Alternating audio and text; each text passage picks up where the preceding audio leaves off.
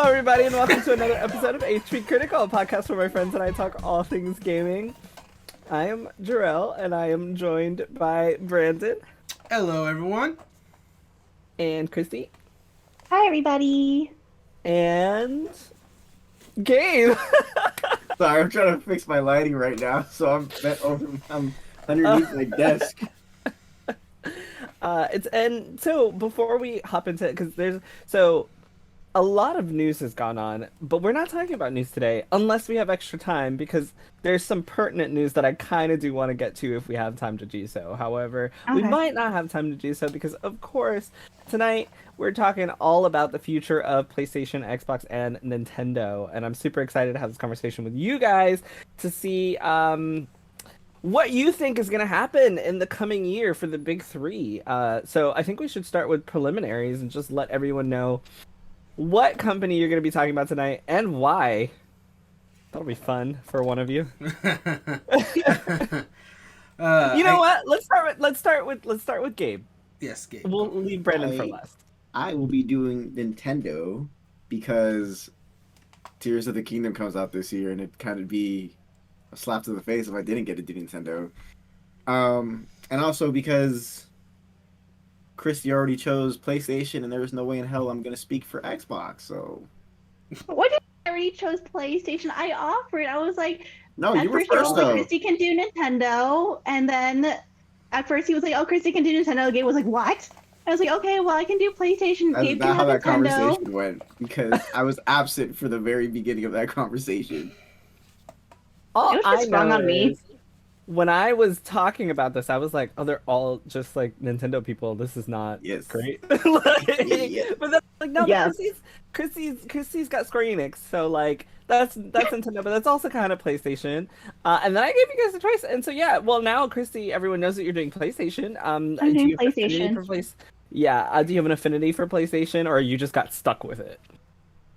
I mean, I do have an affinity with PlayStation. I do have one of those OG PlayStation 2, so even though Nintendo has been one of the video game companies I've stuck with the longest, PlayStation does have, a nice place in my heart with like Kingdom Hearts and Square Enix, some nice fun JRPGs, and of course I've been branching out lately with Jerel's recommendation, so there's that. Yay! Also, like, speaking of Gabe doing Nintendo, and I guess it kind of is also a crossover with PlayStation, but Gabe played his first JRPGs, last year, right? No, it was 20... The year before? COVID blended everything together. I think it was 20... When did I start working with you guys? Did you ever do a? Yeah, I think it was like 2020. We're gonna go I with think like it's 2019. We'll go with 2020. Yeah, it was 2020. The point is, Gabe took some suggestions and played his first JRPG, and he loved it. Yes. Persona 5, and I couldn't get him to play anything else, and it was kind of annoying. You go like play something else, maybe, please. Like Dragon Quest? Well, I'm only playing like. We don't bring up Dragon Quest. I did. We don't bring up Dragon Quest when Gabe and I are here. And then he played Three Houses. And I just love that we're expanding that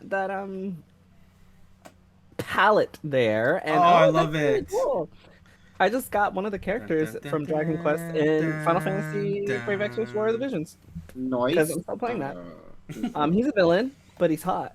So I got him. Okay, never mind. That's all that matters to Jerel. I was like, I don't know Dragon Quest, but he's kind of hot, and he's an evasion unit, and I love evasion units. So Brandon, obviously that means you're Xbox. As a matter of fact, I think that you and I are the only two on this podcast that have an Xbox. That is correct. I am representing Xbox for this podcast. I got the controller right here, and yeah, I'll go over. Believe it or not, it's not all.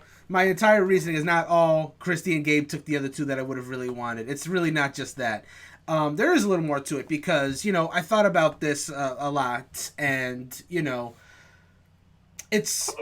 I remember back when I was doing my debate days, sometimes you have to, debate things for, stuff that you don't even necessarily, agree with, but you have to, you have to do, your research and, argue for that case. So, I thought it'd be fun because, of us three, none of us really like dive too deep into Xbox stuff. So I saw this as an opportunity. You know what? What is going on with Microsoft in 2023? Because Gabe named one game, Yeah. and I was just like, is there more? Like you, like in a private meeting you had asked me some question about Xbox, and like, damn, I don't know shit about what they're doing this year. So you know what? I said, you know what? Let me take this opportunity to like learn, and I learned some pretty cool stuff, which I'm looking forward to talking about when I eventually get to it. And for those listening to the podcast, I just want to let y'all know, like, again, I don't have like a huge affinity for Xbox by any means. I have the series as to play like a few Game Pass games or some exclusives that just never came elsewhere.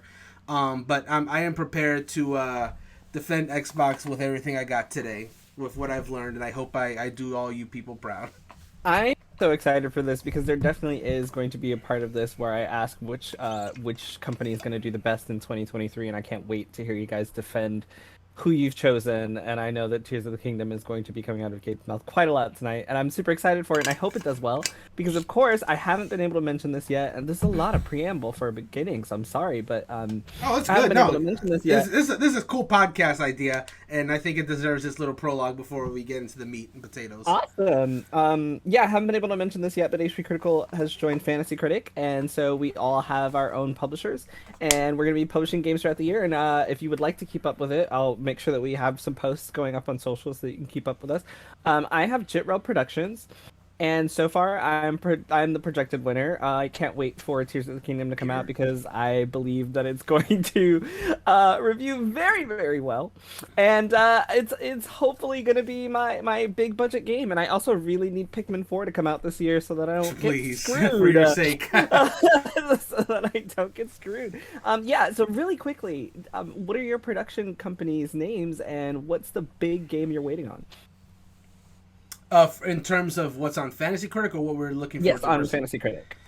Yeah, okay. So my company is called Star Louis Don, because I do love me both Star Wars and Star Fox. So I just like put Louis in after it. It's not the most original, but there you are.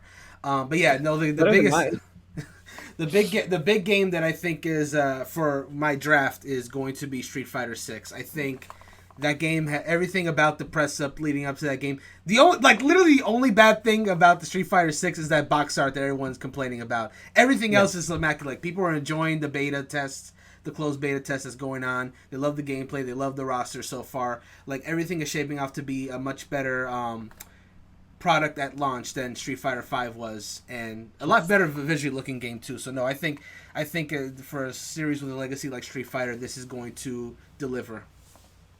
It was a lot of fun. It was hella fun. I played a lot of Kimberly over the weekend that the beta was open, and I can't wait for it to come back. Yeah, so let's do it in reverse order then. Kristie, what about you? Mine is Sunless Tellius. If you guys know love that name. how I got the name, then congrats. I think my biggest game I'm waiting for is Final Fantasy 16.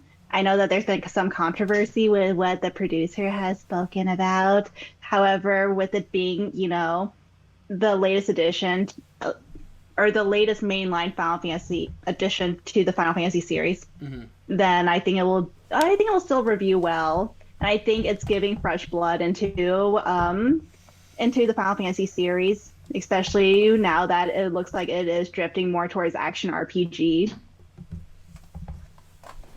My personal opinion. I whatever. That reminds me, one of the questions I have to ask you later on, Kristie, is about Final Fantasy VII Rebirth and whether you think it's actually going to come out in 2023 this year when we talk about PlayStation. We'll get to that a little bit later. Gabe, what about you? So Also, before you go, okay. I want to apologize because I did take Tears of the Kingdom from you, but I want to win. So I'm sorry. Now, go ahead. So I'm Hyrule Electronic Arts. Currently sitting in the lead with 83.1 points because What? Fire Emblem Engage did come out and it's already been scored for the bulletin board. So I'm in the lead. I'm going to take this lead because it's not going to last very long. Actually, no, I'm going to take that back because I have another game coming out this month that is definitely going to give me the lead again, or is going to keep my lead. But the game I think is going to score me the most points, and I guess I'm going to apologize before I say the game, is Hogwarts Legacy. So can I ask you really quick about that? I know that I'm going off on a tangent again. So like, are you not afraid that the controversy surrounding Hogwarts Legacy is not gonna dip its scores a little bit? Well, the way I've seen things, or at least the way the scoring has been like on the website itself, it's not user based review, it's official reviews. So unless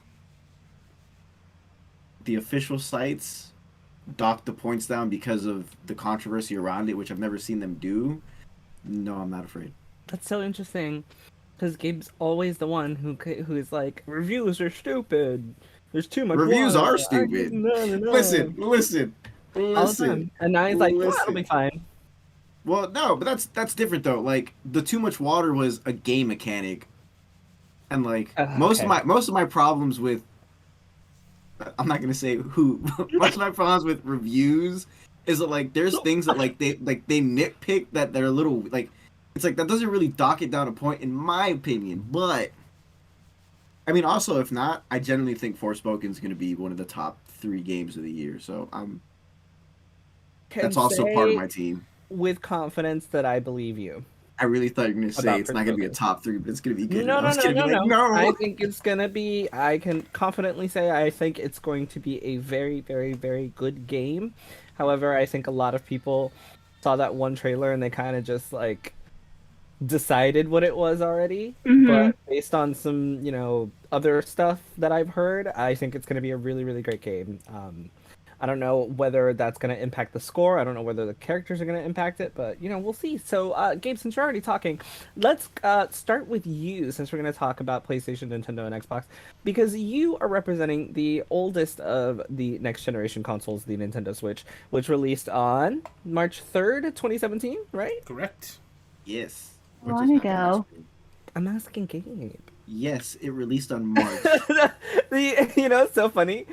I love that Brandon answered because he knows the answer to all these questions. It's so funny.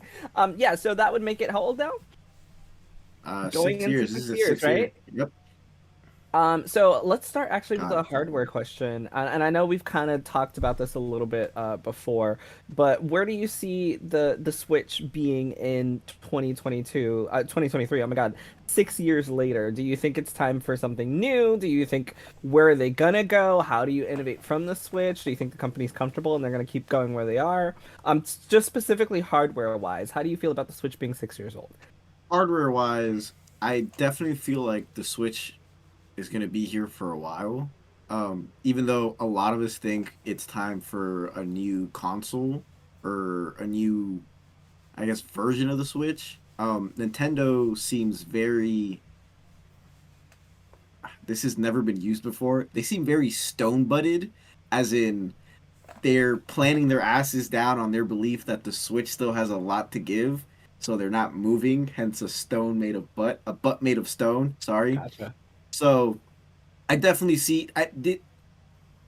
If someone presented me with 2 choices of, is there going to be a new Nintendo console or is it going to be a new version of the Switch? My answer would be there's going to be a new version of the Switch. Even though we already got the OLED, we have the Switch Lite. If Nintendo deems that the Switch, the original Switch, is kind of not providing what they envision, then Nintendo definitely seems like they would rather just make another version of the Switch instead of just making another console in general. Would it be similar in the situation like with the 3DS and how they had a new Nintendo 3DS?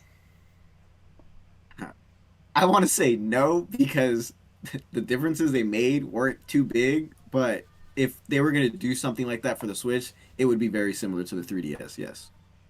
So you think that we're just gonna stick with or you think Nintendo's just gonna stick with the Switch all throughout 2023 and possibly just get something like a new OLED special edition for Breath of the Wild or something? Something like that, yeah. I don't think any upgrades they're gonna make to the system are gonna be, I guess, game changing. I generally feel like Nintendo is gonna ride out the Switch for at least 10 years before they decide. What? Yeah. It feels like that. Unprecedented. It feels like that. That is unprecedented. I don't think there's ever been a console generation that's lasted for 10 years. I feel like 7, 8 years are usually the... Wasn't there like the PlayStation 2 or something? No, that I think that was also No? like a Yeah, 7-8 year cycle. Oh, really? Well, but The the thing, PS3 came a but, lot sooner than people remember. but the thing Yeah. is, the thing is, I think what Kristie So was the referring to is support. like, exactly support lasted like Oh, during yeah, the yeah, yeah, PS3. for sure. But I was also going to mention, because this just came to mind, Game Boy. If you count the Game Boy Color as part of like the Game Boy don't. you don't. Okay, No, just it's 'cause still a it's still handheld. it's still 10 years though, because the Color came out in '99. Yeah, fair. So Fair, the Game Boy is but- the only thing that has lasted 10 years up to this point. Very Wait, fair. what about the except for that's 3DS? paired with other consoles. That's why I don't count because the Sure. handhelds were there, but you also had home consoles at the same time. So it's Sure. not like you only had that. So like I don't count handhelds when I talk about those, but in very valid point. Like the Game Boy did last quite a long time with different iterations. Very very valid. Sorry, what were you saying, Kristie? Didn't the 3DS last pretty long as well too, or was it the? Yeah, I think the 3DS lasted. I think it did. pretty- Yeah. Yeah, they're just finally shutting down like the eShop this Mhm. year. Yeah. Which is a reminder, if there's games on the eShop you want to buy, you better do it quick I because feel like- time's running out. We've been saying that. From... We really have. We really have. We have. So Okay, long. because they did the courtesy of mentioning it, way before they were actually going to do it, instead of just being like, "Hey, we're shutting it down in 2 weeks." All right, so So- yeah, Mhm. Gabe thinks that we're gonna have the Switch for at least 10 years. So you think fans should not be looking forward to any type of Switch Pro in 2023? Oh, you might as well get rid of those rumor articles now, because It comes up every year, so I had to ask. exactly. It's a cycle. You get them at the beginning of the year. You're gonna get them again towards April, May, usually when E3 and all the companies start doing their conferences and presentations during the summer, and then you're gonna get it one or two more times between September and November. So mark that down because this literally happens every year. Okay, so sorry. I wanted to write it down like as soon as you said that, so I could just be like, yeah, no, he was right. And that made me completely forget my next question, which I can't remember now. Something While you about- think of your question, though, I'll talk a little bit about more Nintendo and their end of the year of 2022.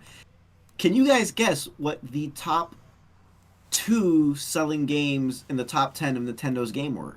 That did make me remember what I was gonna ask, but Nice. no, I don't even know what came out. At the end Okay, of 2022 is what you're asking? No. So for the entire year of 22, what was their top? Oh.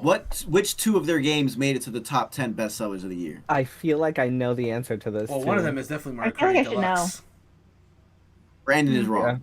I'm, Oh, I'm what? wrong. Really? Yes. I'm In very curious. 2022, 2 of the top 10 best-selling video games were Pokemon Scarlet Oh. and Violet Sure. And Splatoon. and Pokemon Arceus, however you pronounce Ah, it. And this you is know this what? is not counting their digital sales, which still had them in the top 10.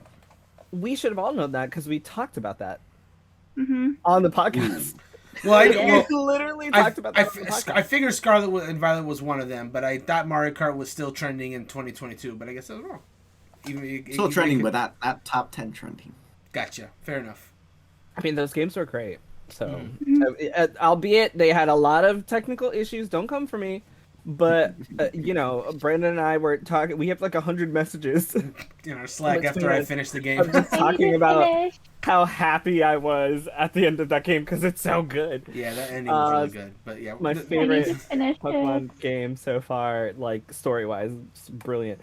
So my next statement was we'll take a look at something like Three Houses, which came out in a time that I don't remember. 2019. I think that was 2018. Oh, that was 19? 2019 for sure. It was my game of the year 2019. 2019. All right.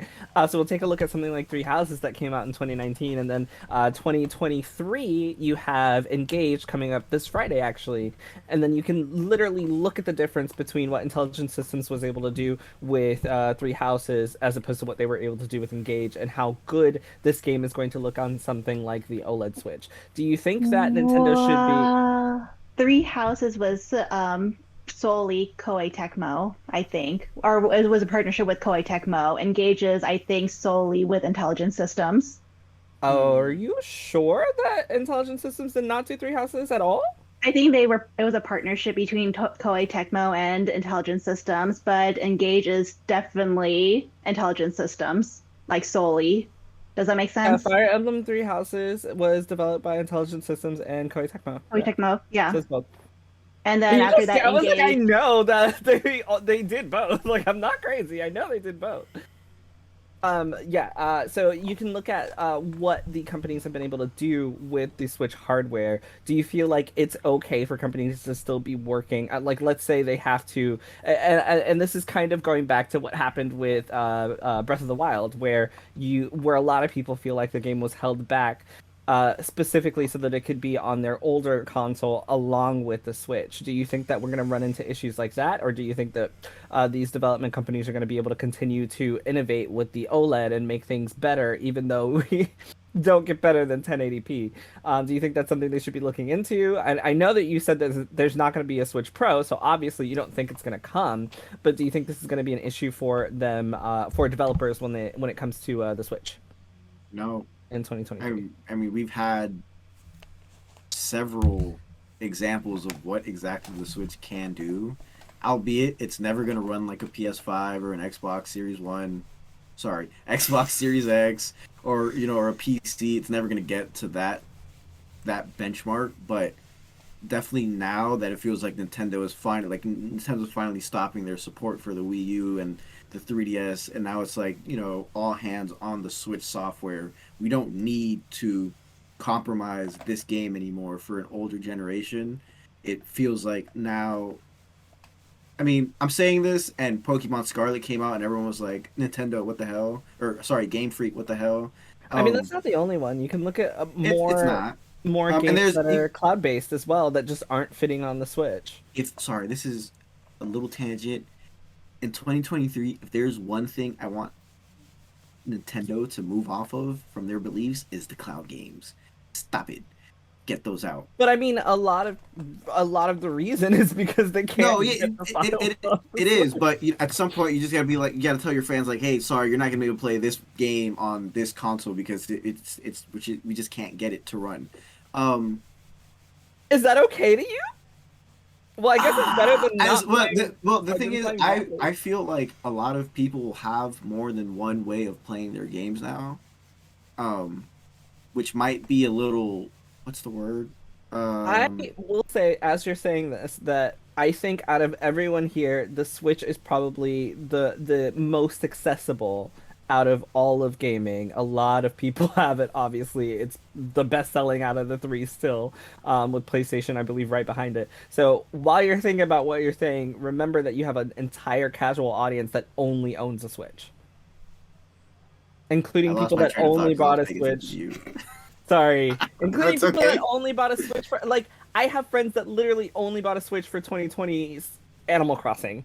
Like, they don't have an Xbox, they don't have a PlayStation, they're not gaming on their tablets or doing any emulation or any of that. And that's what I think. I think a lot of people who buy a Switch solely for one game usually only want to play Nintendo games. Does that make sense? Mm-hmm. Mm-hmm. So that's why I think, obviously there's going to be games like Kingdom Hearts 3 that everyone and their mother wants to play because it's can't believe I have to say this live. It's a great series. It captivates people. And people want to, they want to know the story of Sora. They want to see what happens to him and his friends. But I don't think there's enough games that Nintendo-focused people would want to try out for them to get mad over losing cloud saves. Because aside from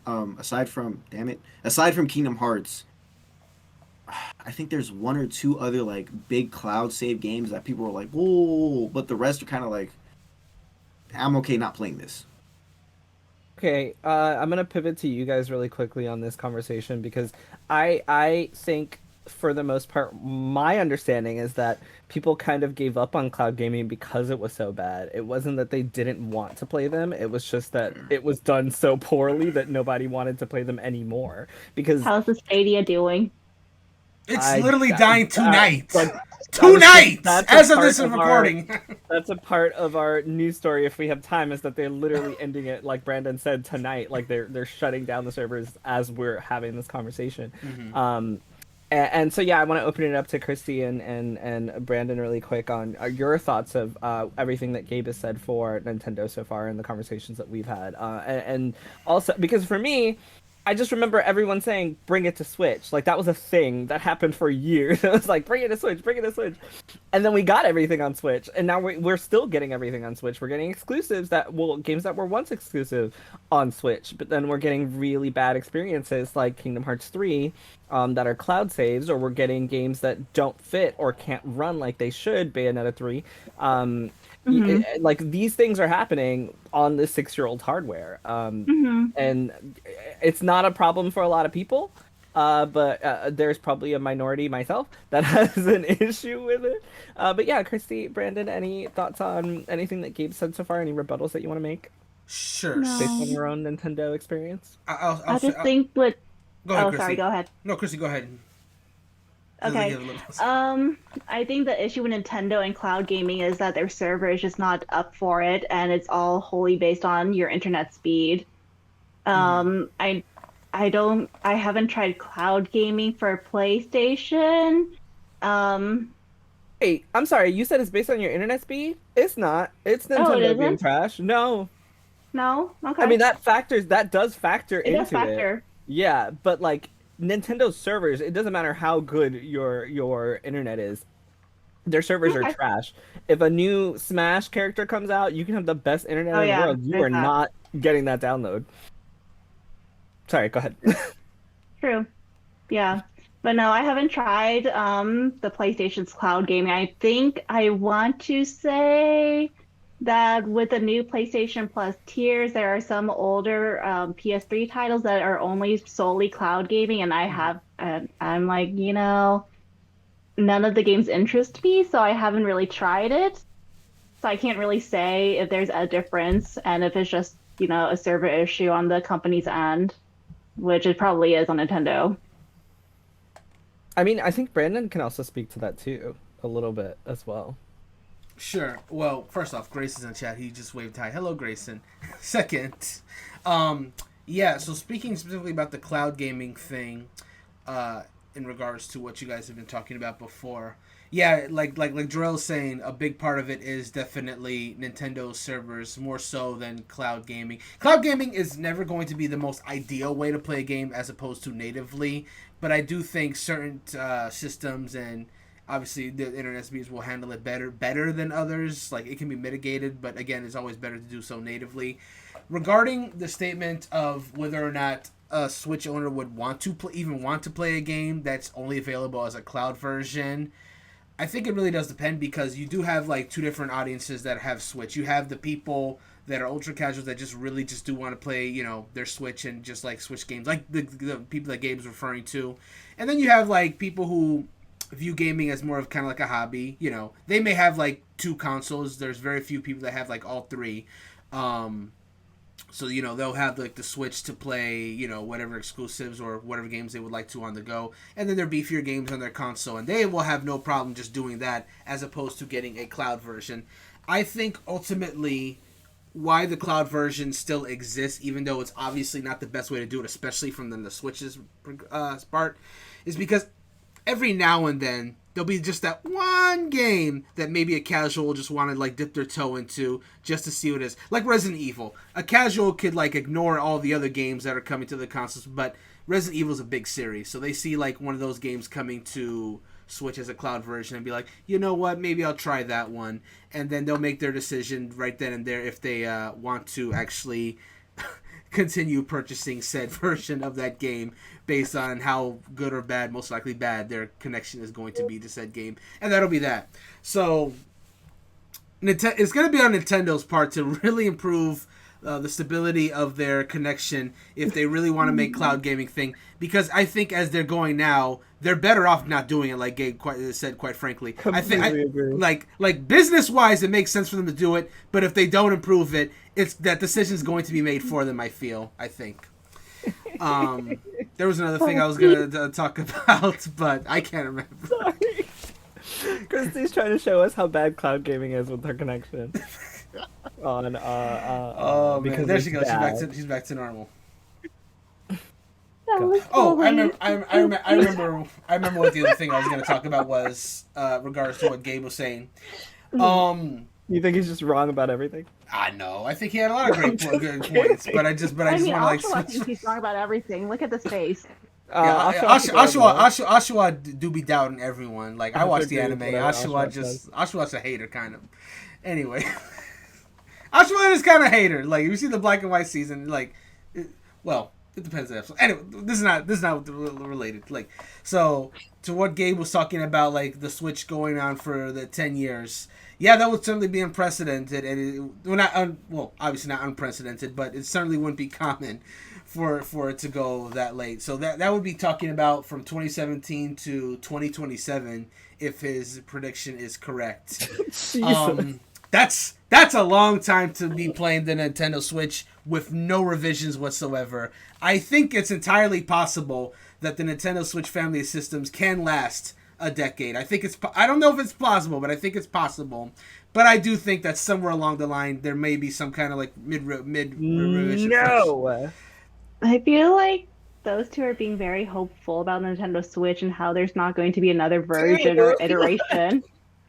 Not okay. So I don't think there might be another one. All I'm saying is no. You cannot give me the third entry in the Breath of the Wild, Tears of the Kingdom, whatever number 3 is. You cannot give me that X number of years from now on a Switch OLED. That's true. Who says there's going to be a third entry of Legend of Breath of the Wild? And who says there isn't? Touche. Well, and all of these games, they innovate with new hardware. Like we're not gonna like okay, we got the Mario Golf. We're due for like a Mario Tennis or something. Soon we're gonna be out of Mario Sports. Yeah, we've gotten our 2 Pokemon games on this generation. We got 2 Pokemon games. We got like 4 Pokemon games on Switch already. Two generations and a lot of main lines. Yeah, we've gotten our Pokemons, we've gotten our Mario parties, we've gotten iterations of Mario Party, we've gotten DLC for Mario Kart 8 that's never gonna end. Technically, we've had 2.5 generations because Let's Go is technically part of Gen 7. So true. 2.5 gens have now been on Switch. Jeez. My point is, and then we've gotten Breath of the Wild and a bunch of Zelda remakes. My point we also have 2 Fire Emblems coming. Yes. We have 2 Warriors type games. What else has been released? 3 Warriors type games. Well, and so my point is that actually 5. Usually, when we innovate with the new entry in the series, it's when we get the new console to go with it. And I think we're nearing a time 6 years in. I'm not saying it's going to be next year or the year after. It might be another 1 or 2 years or so. But I do think we're nearing that time where it's time to refresh this stuff with something new. And there's no way you're gonna try to. I want to see how Tears of the Kingdom performs, and I'm probably gonna talk shit because I'm gonna be mad that I'm 100% sure that it could look better than what it's going to look when I play it on handheld on OLED, and that's gonna piss me off. And it sucks because I think there's so much potential in a game like Tears of the Kingdom. Just to be, and I think Gabe showed me the 4K version of it, or posted it somewhere. And I was like, this is what we could have. I would be a much bigger fan of this game if it wasn't held back. So I don't think you can go on for 10 years in one cycle, especially if you rely so heavily on exclusive games that you've already kind of. I'm not saying run dry, but we're not getting another Pokemon generation on the Switch. I don't think. Gen 10 is definitely not going to be... No, I don't think so. Nintendo Switch at all. It's going to have to be next gen console. What were you saying before, Brandon? And then I'm going to move on? No, I think that was pretty... Oh. Gabe can come back after him. No, I'm pretty much done, though. Go ahead. I'm sorry. No, because I did all this research, so... No, I'm going to come back to you. Oh, okay. No, you come back to me, because I just messed up my screen. No, yeah, I'm totally gonna come back. This was it was supposed to just be a hardware conversation. So let's move on to PlayStation hardware. PS5 came out 2020. This is it'll be 3 years in November. We're reaching around the halfway mark. Not really, if we get a 6-7 year life cycle, maybe 8-year life cycle, so we still got some time. There have been rumors of a PS5 Slim. At this point, I think we got the upgraded PlayStation 3 years into the life cycle last time. We did. I believe so. We got the Slim, and then after that, I think the Pro a little bit shortly after. Does that sound about right? I believe so. So that means either next year or the year after, if they're following that, we would be looking at something like a PS5 Pro, which I don't even know if it's even necessary, because you can literally open the PS5 and do what you need to if you Yeah. need to. Yeah. And then we had all the issues with scalpers and the hardware being not available and now being much more readily available than it was before. But So- also the price increase in certain regions as well too. So, Kristie, tell us, what do you think about the PS5 hardware currently, the price point that it is, and the availability? I think right now it's at a good spot per in a way. I think now that they're ramping up production, people they're more able to get a PS5. I think they're in a really good spot as of now. As for game performance, right, I believe God of War Ragnarok is technically the last game that's supposed to be released on the PS4 and PS5. So hopefully, with the release of remind me, is Forspoken being released on the PS4 as well too, or just PS5 only? It is. I think Yeah. it is. It's the PS5, PS4, and then PC later on. And No, I think those PC at launch. requirements were a mess. Oh, that's what it was. It is PC at launch, but they're not doing. Okay. So I think with God of War Ragnarok and Forspoken being the last two games that's being released on PS4 and PS5, I think later into the year we'll start to really see like how far the developers can push the PS5 to its limits, and then I think maybe later this year or maybe sometime the middle of next year we'll start to see if there's going to be any more software updates or hardware updates onto the PS5. I think that should be a good time frame to kind of guess and see. Of course, it's still kind of hard to tell just because you still have the games being released on both the PS4 and PS5. Brandon, Gabe, do you guys think that the PS5 needs an upgrade? Yes. It need for this is Hardware so, upgrade, like a Yeah. Pro? yeah, I guess. I'm gonna actually just say no. Yeah, not I yet. agree with Brandon. The Oh, reason. you- Go ahead, Gabe. What are you gonna say? No, go ahead. Because The mine rea- is no, yours is yes. Okay. No. The reason Other way why around. the reason why I say not yet is because we haven't had to really see the PS5 struggle yet. Because all the releases that we've had up to this point have been, almost all the releases I should say, have been PS4, PS5, with the PS5 version obviously being, the better version between those two. It's very smooth. Exactly. So we haven't got any only PS5 releases that I'm like, damn, this shit's chugging though. That's to make me be like, oh wow, we need that Pro. Even with integrated, it's still like with Yuffie, it was perfect. I was like, wow, I never knew. Right. Yeah, The PS4 was struggle. It was a struggle bus for Final Fantasy VII Remake on the PS4 Pro. I don't think Oh, I've ever heard Kristie say struggle bus ever. Real quick. I'm in love with Really? this conversation You're allowed to Really? Great. right now. Grayson is clarifying that Forspoken is PS5 and PC only, no PS4 version. Okay. Ah, what a Well, you shame. know what? That makes so much sense, and we all who played the demo should know better. That made so much We sense. should. Have you guys seen the PC requirements for Spoken? Yes, Yeah. I saw it earlier Wild. today. They're Wild. beef. You need a beefy PC to play that thing. There's no way they're playing that on PS4 now that I think about it. Yeah, that's. But also, that, like, it was buttery smooth. I love how quickly the gameplay was and just switching in the combat. I actually had issues. I went back and forth with. Yes, I went back and forth. It was between I can't remember the modes that they had available for Spoken.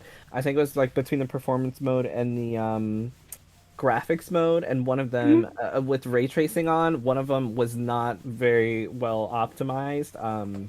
But you know what? Forspoken's gonna be a good game, so just go play it. Yeah. On PlayStation, not PC.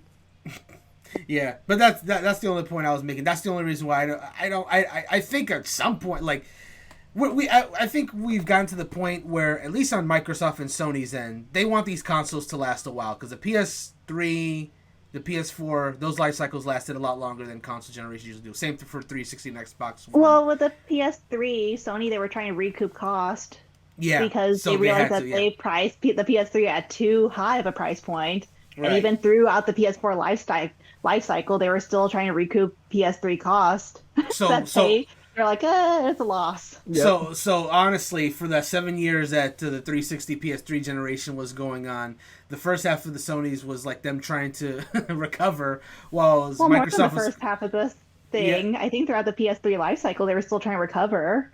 yeah, sure, but by the end, I think they ended up like doing really well for themselves. Where the 360 had a very strong lead in the beginning, and then it kind of petered off at that point. But that's besides the point. The point is, both those generations lasted quite a while, and I don't think it's going to be any different for the PS5 and Xbox Series systems. So it would be in their interest, if they want to keep the generation, so to speak, going for longer. A refresh would need to happen at some point. I just don't think we're at the point yet. Now, we did talk about... Actually, you know what? I'm going to save my Xbox point for when we talk about Xbox.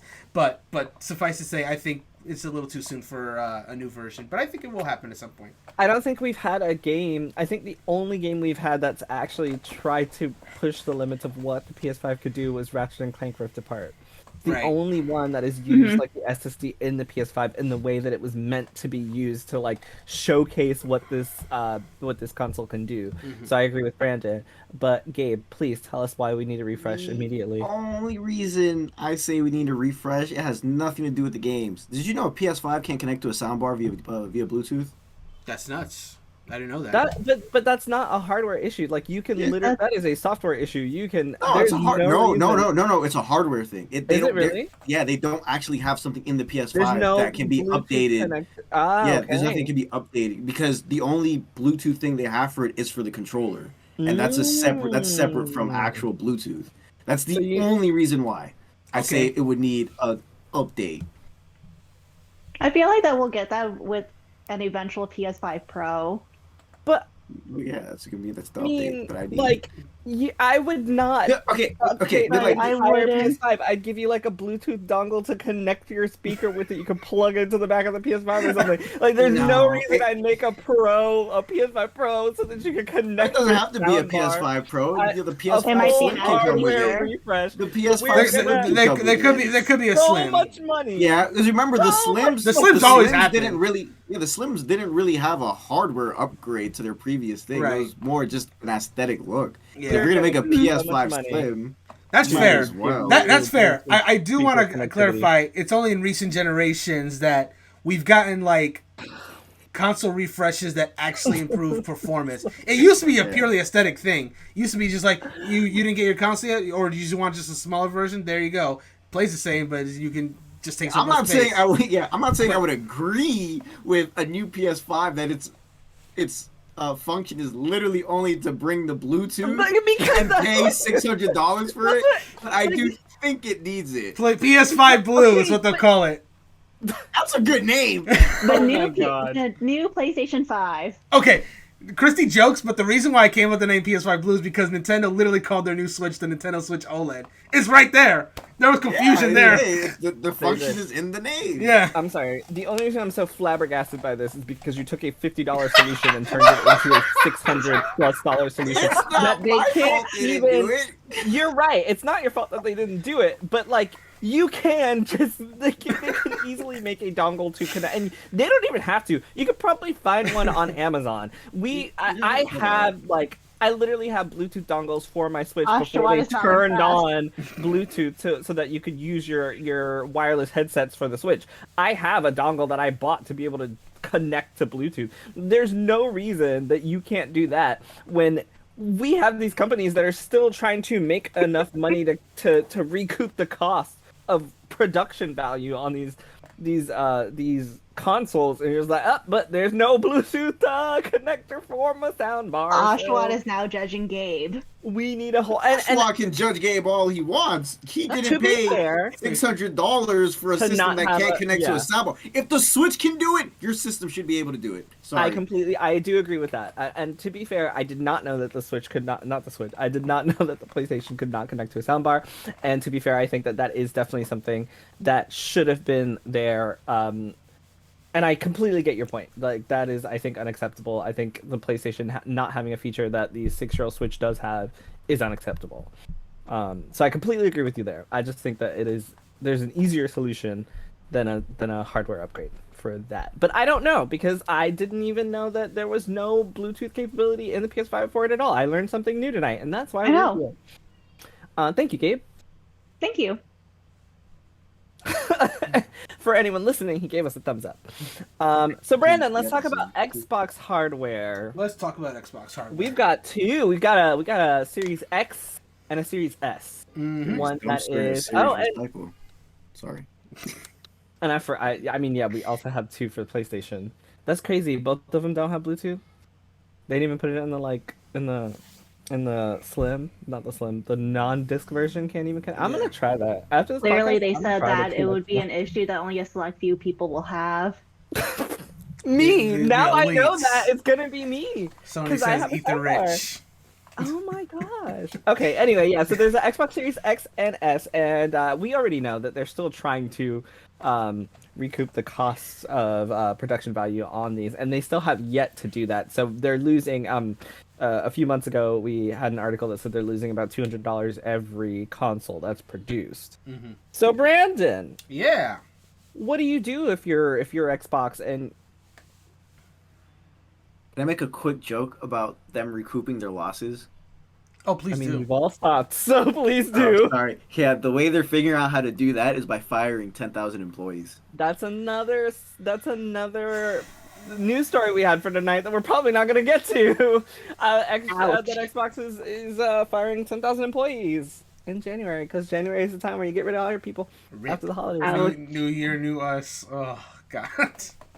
Brandon, oh my Did you lose some God. weight? Yeah, we lost 10,000 worth of pounds. Sorry. I'm done with the jokes. That's not funny. People's livelihoods are Oh, in danger. man. I hope everyone gets back on their feet. Yeah. When I said new people, new year, new us, I'm talking like the perspective of the executives who made that decision. It's too late. This is all derailed. And all of you are horrible people except for Kristie because she didn't laugh at it, and neither did I. So we're not horrible. I saw a smirk. We laughed at it. Oh my God! Anyway, yes, Xbox Series X and S. Still trying to make money from them. How do you feel the hardware is doing now? Do you think there's a point for any upgrades to the hardware? In the same vein that we were discussing for PlayStation, what do you think Xbox or Microsoft is supposed to do with the situation, or do they just keep not caring? Well, I'm glad you brought up specifically the hardware because I have 2 points to make about that in regards to like sales.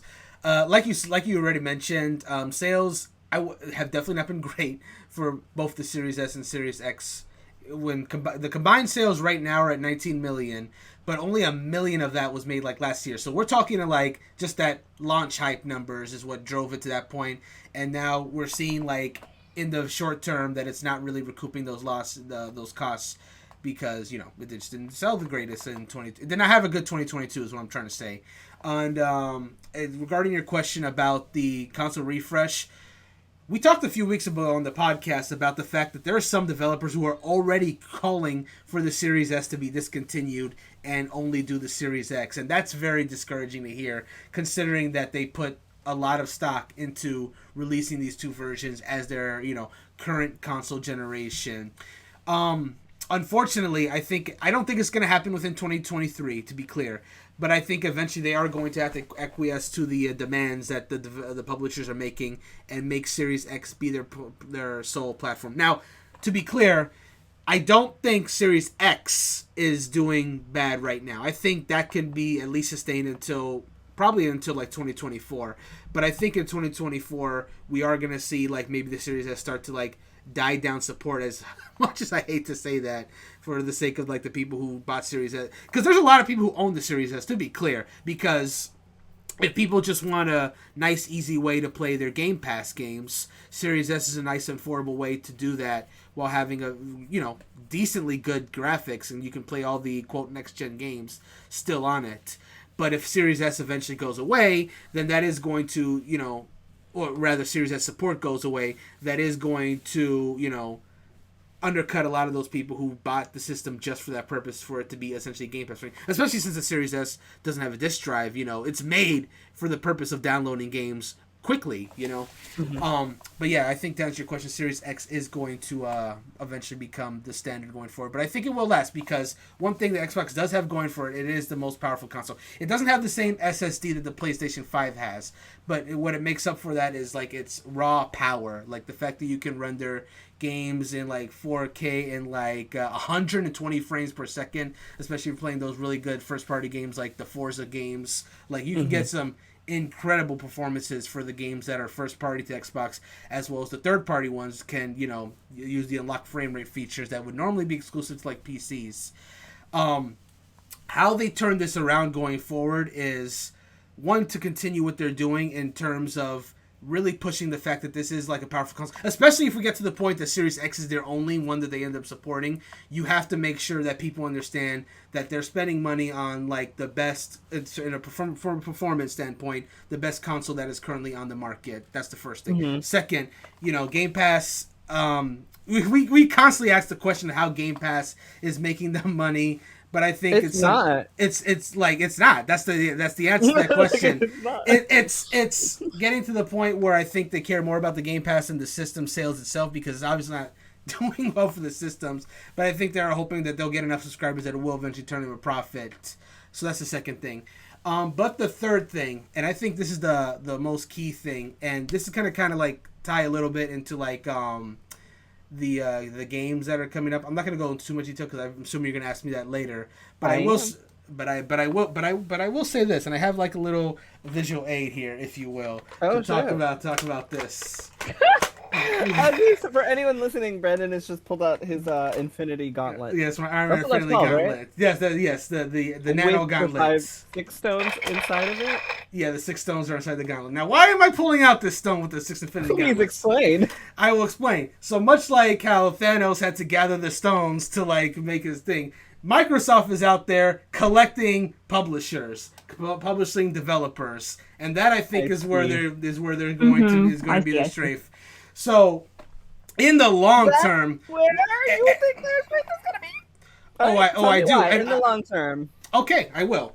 I was gonna wait until we talk about games, but I'll go into it. Oh wait, no, don't do it yet. Yeah. But I'll give a little tease for later in the podcast that I think their publishers is going to be a big step of theirs going forward, and yeah, more on that later.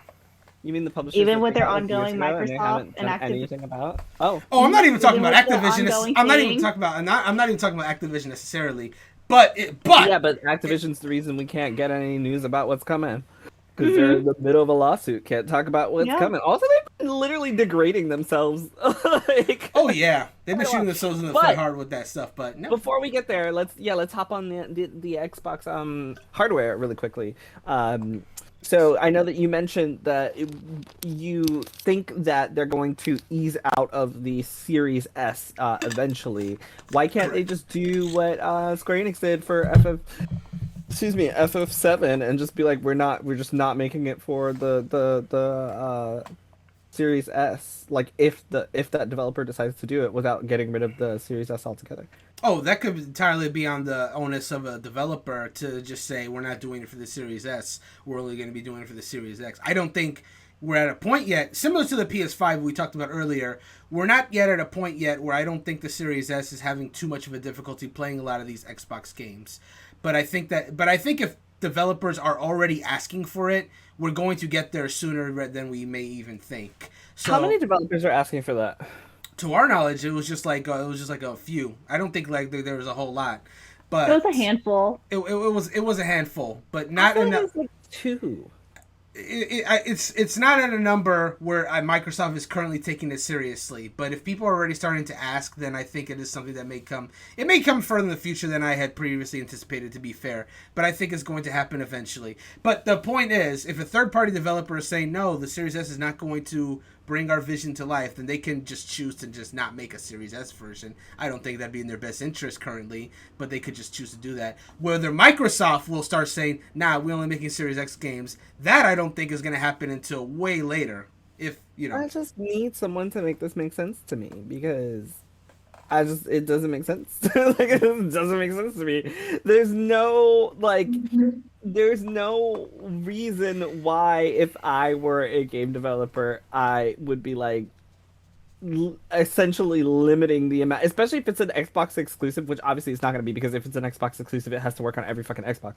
But there's no reason why I would limit my audience when I barely have an audience to begin with. I think where the confusion is coming from is the fact that the demands are known, but we haven't seen it on the performance side. Like again, I was saying that the PS5 I was saying that the PS5 doesn't need a refresh because we haven't had any issues with PS5 games yet. Mm-hmm. We haven't had any issues to my knowledge at least. We haven't had any issues with Series S games either. Like they'll obviously look better and run better on Series X, but they haven't but no one has put a game on their Series S and be like this is not running well yet. So there's something behind the scenes that developers know that we don't know, and that's why they think they're making these requests. But as far as what we're seeing as consumers buying the games, there has been no issues yet. And that's why I think we're confused about this. Like, why y'all even asking for this? Especially since Microsoft positioned this to be released alongside the Series X.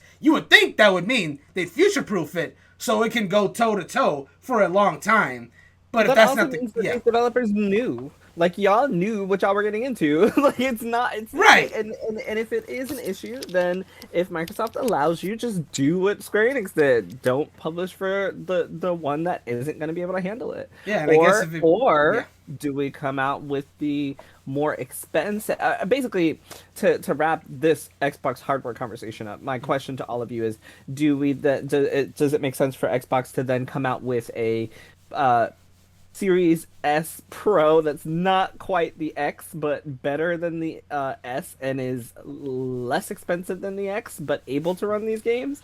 Like a mid-tier in between those two, or is I that just feel like that they were hoping to capture a mid-tier, and then it was their strategy to catch the mid-tier audience. However, it kind of backfired on them, is what it seems like. I feel like they were. Oh, sorry. Didn't know you were. Oh, no, go ahead.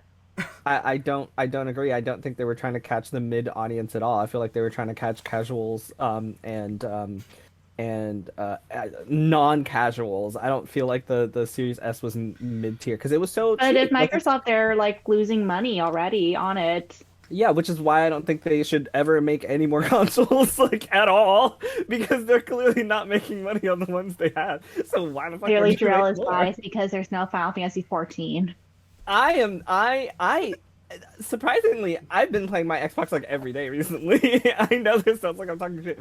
I've been playing my Xbox every day recently because I got Midnight Suns for the Xbox and I've been enjoying it quite a bit. But yeah, I don't see a reason to. I'm answering my own question. I see absolutely zero reasons to make any new Xbox hardware when you're still not making money off of the hardware that you already have. I also don't think there's any. No one's asking for a mid-tier like, hey, I don't like this really expensive, and then the S is so cheap. Like their whole selling point was if you're a beginner and you want to join in, but you don't want to spend $600. Well, it's like $300. No, it's the same price as a Switch, right? Mm-hmm. Or is it $350? I don't know if it's 300 or 350. 300. How much is the OLED? $350 for the OLED. It's cheaper than an OLED Switch. Like, come on, what more do you people want? Go buy Xbox. But it's not portable like the Switch OLED. Technically, it's this big. Like, it is very portable. Now, it's not as portable as the OLED, but have y'all seen? Oh, Brandon has one. I don't have a Series S. You have a Series S, right, Brandon? I have an Xbox One S. Oh shit. Okay, I don't have a Series S. I've seen it. It is way smaller than it looks. I promise you. I've seen it in person. It is real small. It's like small. This big. Like you can throw that shit in a bag and like go wherever you need to with it. Now, will you have a TV to connect it? No. But anyway, yeah, Kristie or Gabe, any thoughts you have on anything Brandon said about Xbox hardware? I just want to say all the S needs to do is get a memory boost. That's all it needs for the developers to get rid of that problem. So you're saying developers should stop crying? Not developers should stop crying, but I think this also goes to Sony because the oh shit, he's talking about you, Kristie. The digital version also has like a lower memory bank, but it is a little bit easier to upgrade your memory on a PS5. But they need, because the thing is, a lot of games, which I don't really know how computers work, and I never want to learn because it's very confusing. But you need memory to have your games run better, and the problem with the S is that it doesn't have enough internal storage for the developers to work with, if that makes sense. That's literally the only problem. The only problem with the S is that it doesn't have enough memory. Okay. You guys are way too quiet. Thank you. My stomach just growled after that. No, it's just I hear what you're saying, but I just can't imagine that multiple developers are complaining because there's not enough memory in the S, because that also seems like an issue that is easily. You know how I said that you could just get a $50 dongle for the Bluetooth, like but I feel like all of these are very. No, but It's remember an though, easy fix. remember though, the Xboxes, you can't use an external storage like you do with like you do with the PlayStation. You'd have to They're- buy like an actual SSD and install it. Yeah, Right. Yeah, and remember, and also I forgot what I was gonna say. Keep going. Oh, blanked out. I mean, there. I all I'll say is that I can do it on my PlayStation, and if I can do something, anybody can do it, because I don't know how to do anything. I just recently I was- installed my SSDI, I think. Is that what it's called? I'm so It's- tired. Yeah, and it's very easy to do It's on a PlayStation. real easy, actually, yeah. Yeah, but also remember, like, the developers are only working with the internal storage. It's not like they have No, an yeah, Xbox for sure. or yeah. No, so no, I they so while it may it may be an easy fix for us, the developers are like, well, no, I need a bigger storage when I'm actually working on the game. Do you know what? Or is Yeah, there an issue with their maybe. dev kit that was sent out to the developers? I don't think there would be. You know what they should do, Gabe? But They should do what Nintendo does. Just cloud game it. Fine. technically, don't they do that with the phones? Don't- Yes. You can cloud game. They on already your have the phone. solution. And it's better than Nintendo. So yeah, let's move on from hardware and talk about the fun one. Actually, no, let's not talk about the fun one. Let's not have fun, Let's talk he about a says. quick one. Let's talk about a quick one. Innovations. What innovations would you guys like to see, or what are some of your wish list innovations for your company in 2023? When you say innovations, what do you mean by innovations? New things Give us you want to parameters. see. Oh, New okay. things that you want to see from PlayStation, Xbox, or Nintendo that have not been done before, brand new. Whether it be hardware, studio acquisitions, something you've never seen before that you think they should get into. I don't know, maybe PlayStation should hop back into the handheld. God, please. As much as I would like for them to hop back in, I think with the Switch being such a huge dominator Oh, I in was the joking. field, Just get a Steam Deck. I was not. I was joking. But yeah, any innovations that you want to see, either hardware wise or software wise, or like Gabe's innovation is going to be clearly Bluetooth compatibility for That's for the PlayStation, not for my company. play. Oh, that is for PlayStation. My bad. Yeah. Clearly, So that's the only thing. Also, just a little side note, I tried it and looked at it myself. Even the Bluetooth dongles can work with the soundbar. Rip. That's so That's bad. That's garbage. But I guess for Nintendo, I'll And you start know off why first. this has never had it? I'm sorry. The reason this has never been a problem for me is because I connect my Bluetooth soundbar to the TV. Because I kept wondering like why that's an issue. Now I see, because I was just using my Bluetooth my soundbar, but it's connected to the TV, not the PlayStation, and I was using because it the while sound is playing like PlayStation through games. the HDMI. No, you're a mine is- genius. Mine is through it connects to the TV because I have a Samsung one, so it connects directly to the TV without being like I don't have there's no connection. No, And no, then what when I'm I do it to talking the about, sorry. no, I was no, go talking ahead, I'm about sorry. how the PlayStation 5, the sound and the audio and the video output is connected through the TV through an HDMI. So if you don't have a TV, you can't really. Well, yeah, I mean, you should. But yeah, I was playing Forspoken demo, and I turned my soundbar on, and my soundbar Bluetooth connected to the TV, and I played the game. So I've never had an issue with my soundbar connecting directly to the PlayStation. That's why I was like, why is this a problem? Yeah, just connect it I to have your a TV. monitor. I have a monitor. Connect it to your monitor. Don't got Bluetooth. I have to try that, but again, this is all like this.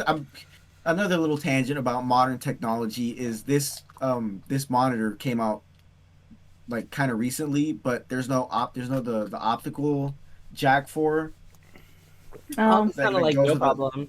it does anyway. But PlayStation Yeah, still needs Bluetooth. It Your still needs Nintendo Bluetooth. innovation. I'm sorry. My Nintendo innovation, the thing I would love for them to do is finally and actually update the damn servers, because you guys brought it when we were talking about the cloud things. But then one of my talking points was the Nintendo Switch Online expansion pack and We're gonna how go we're into paying those. more money. And it'd be nice if we're paying more money for an online feature. We get a Better better experience. updated online server. Kristie, what would you And like to? Oh, no, oh, I think that's my only innovation. all right, Kristie, would you like to see on PlayStation innovation? Sorry, what would you like to see on PlayStation innovation? um, honestly, I would just like to see more classic games, like PS3 titles that you can't really get anywhere else. That's Yeah, I only mean, exclusive to the yeah, PS3 being released, through like the PlayStation Plus. B Ra, Xbox, B Randon, Brandon. I like the one. I like one of those. I'm not gonna say which one. I ain't gonna tell you which one. You gotta guess now. um, I guess what I would like from Xbox, thinking about like they don't have a huge amount of franchise, or at least ones that they're willing to invest into. But I guess I'd like to see like a little more brand synergy between what they do have. Nintendo has their well-known characters. Sony has their well-known characters. I see what you mean. Okay, I see. I can't really think besides Master Chief about like really notable like Microsoft characters. What are you And talking about? They have the Dragonborn. They have Doom. All the Bethesda titles, Dragonborn. right? Yeah, Bethesda. well, I'm honestly, But you Bethesda joke. has been like the Doom guy's been kind of associated with, Doom, and that's been multi-platform for so long. Nah, Doom But guys not are anymore. Yeah, but it's Bethesda. Remember, everything Bethesda is now Microsoft. This is actually what Gabe jokes, but this is actually does point into something I'm going to be talking about a little bit later on, about how now that they are making all these acquisitions, they can get a lot of these characters to call their own, so to speak, and they can do a little more with these characters. Show off the fact that they actually have characters to use, because I think that's always been a strength on Nintendo and PlayStation side, that they have like these notable series that they can fall back to. Like I guess there's Gears of War too. Now they just thought about it. Yeah, but that's basically it. Gears of War, Forza, and Halo are like really the only three things when I think about Xbox. And it would definitely behoove them to try to like expand that, develop more series that they can really call their own, to like make people be like, yeah, this is why I play Xbox. So you So- really want to say is you want more exclusives? Yeah, that's pretty much what he's saying, and enough so that you can have a like lineup of mascots from those exclusives. Yeah, then we can get Xbox All Stars. There you go. So my next talking point for you guys is, since we're kind of teetering, what are some of the negatives that you see happening for your companies in 2023? I'll go first because obviously there's a lot. Yeah, yeah. No, we've touched on like a lot of it, but right now in the short term, Microsoft is having some big problems right now, because I'm gonna touch on this just a little bit. I'm gonna go more into it later, but like I was looking up the game releases that was coming up for 2023 specifically. The three big ones is what happened? Don't tell me. Okay, but there's three. Okay. That's basically it. That there's three of them in 2023, and beyond that, it is just third-party stuff, which you can play on PlayStation 5 or possibly Switch, depending on the game in question. That's not a lot, and that is definitely not enough. That is definitely something that they can improve upon, and I think they will. Again, that's something I'm going to touch on more later.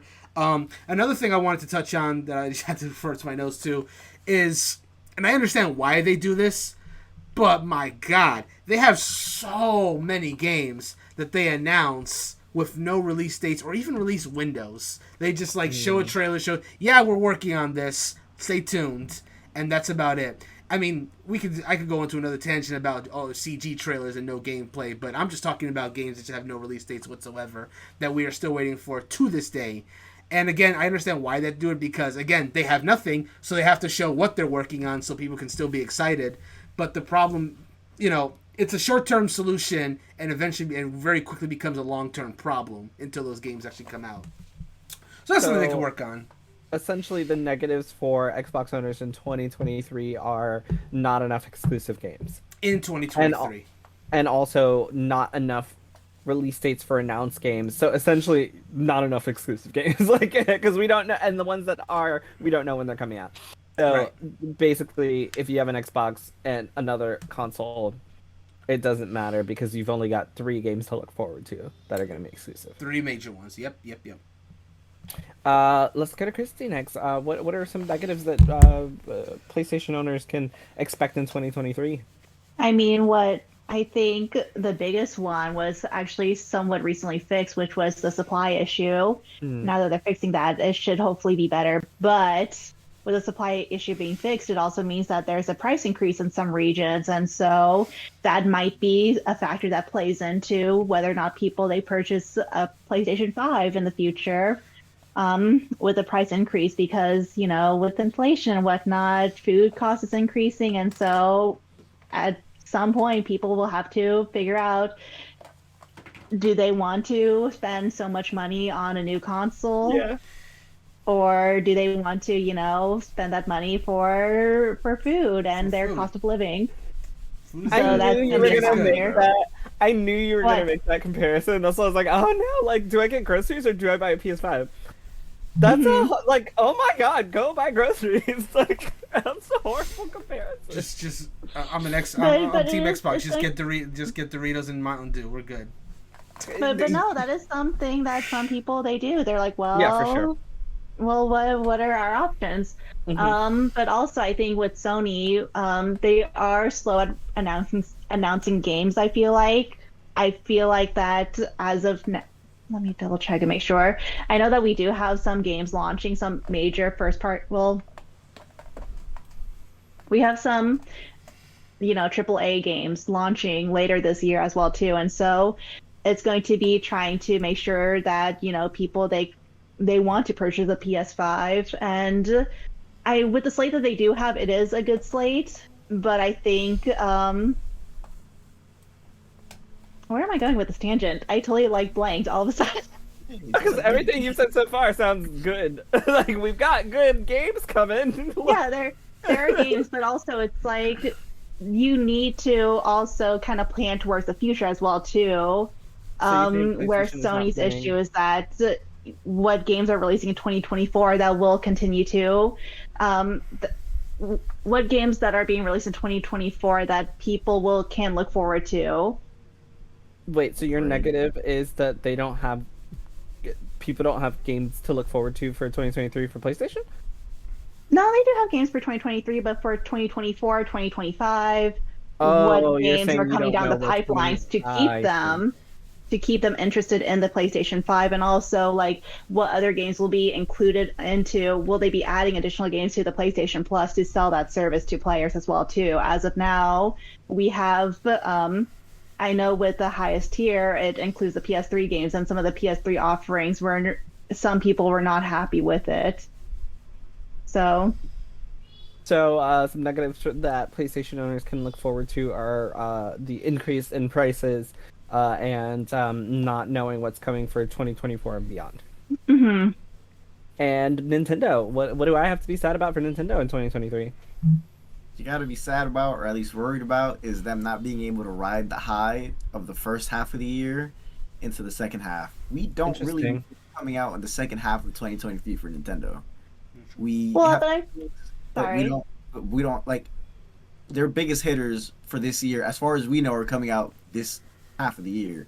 And the thing is with how Nintendo is, they don't really give early announcements, so we're probably not going to hear about the second half of 2023 until maybe March or maybe April. So, and then the other problem with that would be is, what if a lot of people aren't going to be happy with what's coming out the second half of 2023? It's like, oh my gosh, you guys had this great second half of 2022 and this great first half of 2023, and then you shit the bed with 2023 after July. So that's I think one of the big negatives is looking what to look forward to the second half of the year, and then one of the other negatives, because apparently on Twitter everyone wants one so bad, is another year of no Switch Pro announcements. Mm. And one other thing I would say is, even though I mentioned this earlier, is I don't think they're gonna mention anything about upgrading their servers, or because they did say last year that they are looking into finally upgrading their servers when they've been using a software that's been used, I think, with the Windows 98. Was that correct, Brandon? Yeah. The software they use for Yeah. And so they announced that the first half of last year, and then we haven't heard shit. And if anything, a lot of people are saying it feels like online is getting a little bit worse. So I don't know what's so funny. I'm not laughing. I don't know what's going on. 1998 Windows. No, yeah, that's pretty funny. Windows Yeah. 98 server always gets me. Like, can you imagine? I don't have to imagine, Jerel. We experience it every day. We turn on our damn Switch. Y'all really did? Okay. But yeah, those are the big three negatives I think coming out of Nintendo this year. So I hope I'm wrong on every aspect of it, except for But the I Switch feel Pro like one. with one of them, with not knowing the rest or the later half of the 2023, that usually gets remedy around, Yeah. E3, What- and what also I- with the Pokemon, with the upcoming, eventual unannounced upcoming Pokemon Day No, Direct. really, Pokemon can die. and they'll just milk every game with DLC. It'll be fine. That's not wrong. But also to rectify what I said, instead of not knowing is not being satisfied with what comes in the second half of 2023. Does that sound better? I mean, Because I like understood Kristie, the first like time. Kristie said, we are gonna get news eventually over what's coming in the second half of the year. So yeah, that's fine. All right, so let's move away from some from some negatives, and move on to some positives. What do you guys think owners of Xbox, PlayStation, and Nintendo are going to be excited for this year? Not games. Damn. We're going Oh. into games next. Is there anything else that you think that and if there's nothing, that's totally fine. But before we move into games, is there anything that hardware wise or plans that you think the company has, or improvements for their online services or something? Is there anything that anyone with these consoles should look forward to in 2023? I think for the PlayStation, it would mostly be just finally seeing how far the developers can push the console to. You think Especially that'll when happen it's this been- year? We'll start to see more of it, I feel like. Cool. Yeah, I think Brandon or Gabe? Final Fantasy, the 7 Rebirth, and the Spider-Man 2 game are really going to be like, that's going to be the actual, like, this is PS5. 3 years in, I would hope so. Yeah. Any Xbox or Nintendo things that people can look forward to? Honestly, it's similar to what Kristie just said, but not quite as drastic, because I feel like Microsoft is gonna continue supporting the Xbox One family just a little bit longer, because a lot of their games run in a similar way, especially if you talk about the One X to like the Series S or whatever. But no, I think we are going to start seeing that progression. By the way, we have a first-time viewer, Smoke Jaguar, saying FF7 Rebirth is going to be fire. I hope so. What's up, man? How you doing? Oh, you know? Yeah. Nice. So for Nintendo, I think what we can look forward to is what we look forward to every year is Nintendo Direct speculations. As much as we hate being let down when the actual Direct happens, we love speculating on what's going to be announced in the Direct. And we love getting disappointed when it doesn't turn Absolutely. out our way. I can already tell I'm going to be Usually disappointed. very so many happy. times. So I'm usually very happy. So yeah, let's talk about games finally. What are the biggest games that anyone with a PlayStation, Xbox, or Nintendo exclusive? What are the big exclusives that we can look forward to from your companies? I guess I'll finally talk about those three that I Yes, the teasing please. earlier. Now's your time. Well, the big one, and we know this is a big one. Starfield. Exactly. Yeah, Starfield, and the reason why I think it's a let me explain why I think it's a big one. Well, first off, it was one of the ones that was nominated for most anticipated game. It obviously didn't win, but I think the fact that it was even nominated means that there's a more interest than I think the average people might realize. That's the first thing.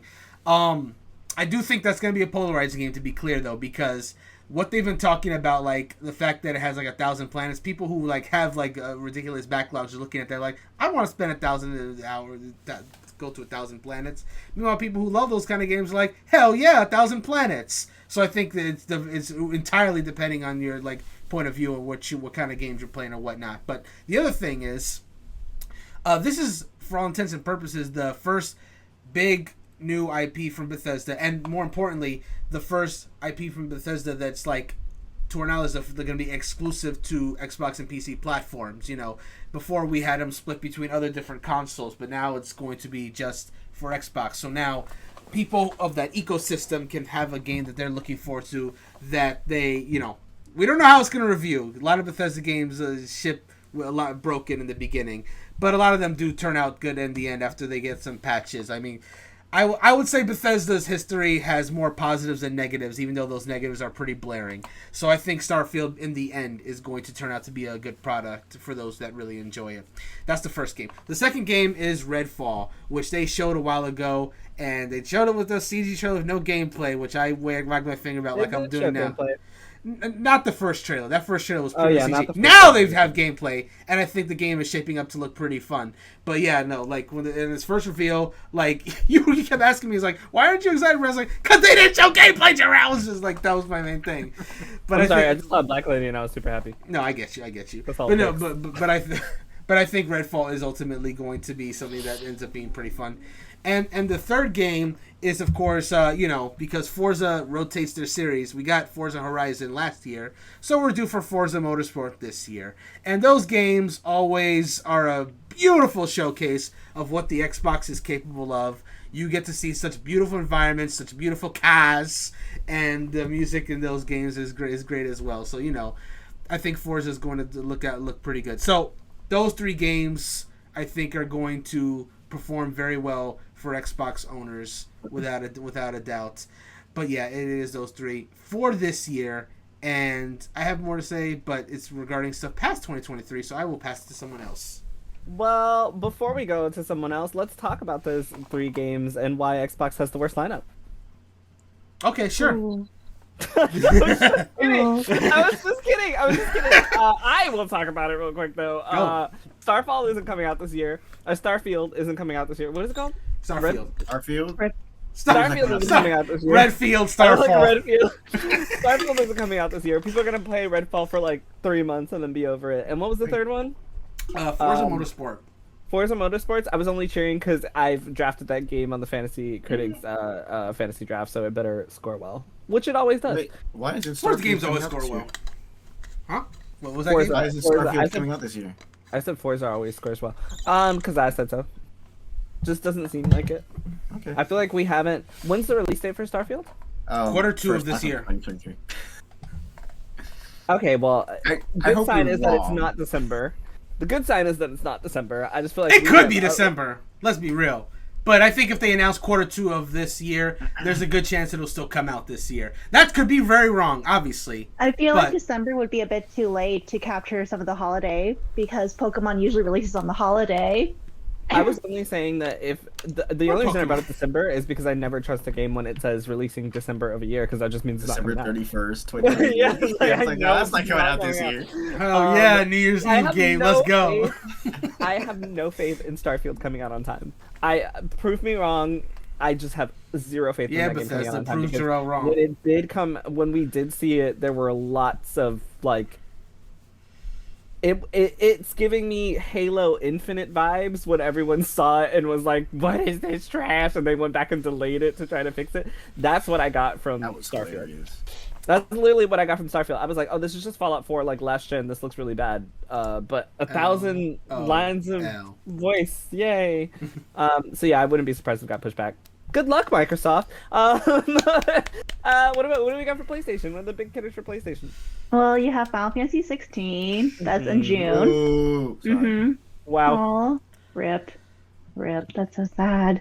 But But yeah. don't say Final Fantasy 7 Rebirth because that also isn't coming out this year. Man, y'all. I don't I agree. mean, I don't agree. That is I another one mean- that is I bet none of y'all so- put a list for Santa this last year. Okay, I'm sorry. Kristie, please say all your games first, and then we can talk about it. I mean, there's also, what is Marvel Spider-Man 2 that's coming out of this year as well too. So, people can look forward to that. I know that even though that Resident Evil 4 is not really an exclusive, I feel like that people will gravitate towards the PlayStation Fair. versions of Resident Evil. So those are a couple games coming out. Let me see. As much as Jerel doesn't want me to say Final Fantasy VII Rebirth, Yeah. I feel like with the fact that Square did release Final Fantasy VII Crisis Core in December, I feel like it is a possibility that they may try to do it in early December. We'll just wait and see how much they need the money because they are doing stuff bad investment plans. But yeah. So So for there are PlayStation exclusives, we have Marvel Spider-Man 2, Final Fantasy 16, and Final Fantasy 7 Rebirth.